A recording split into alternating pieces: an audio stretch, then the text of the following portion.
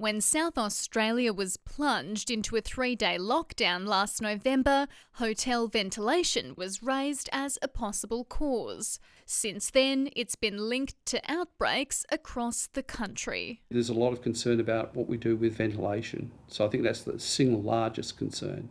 Jeff Hanmar is part of a global team considering how building design can reduce the spread of disease. While there have already been calls for a national Medi-Hotel standard in Australia, he wants higher standards enshrined in the National Construction Code, especially for existing buildings which rely on doors and windows for ventilation, including many aged care homes and schools. When people shut the windows because it's cold outside, there's no ventilation and the level of ventilation reaches hazardous levels. Epidemiologist Catherine Bennett says there's now clear evidence COVID is spreading by aerosols, small respiratory particles which can stay in the air for hours.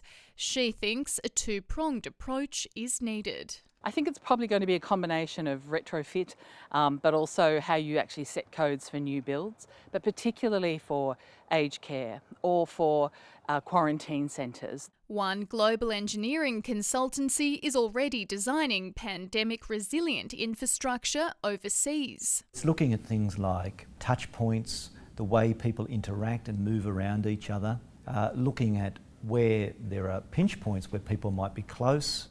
The UK government is already considering changing its building code.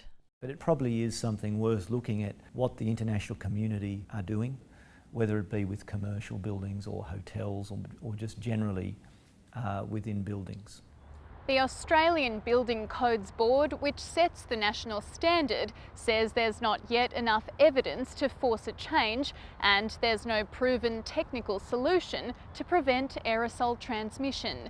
It says it's monitoring research here and overseas. Sarah Temevska, ABC News.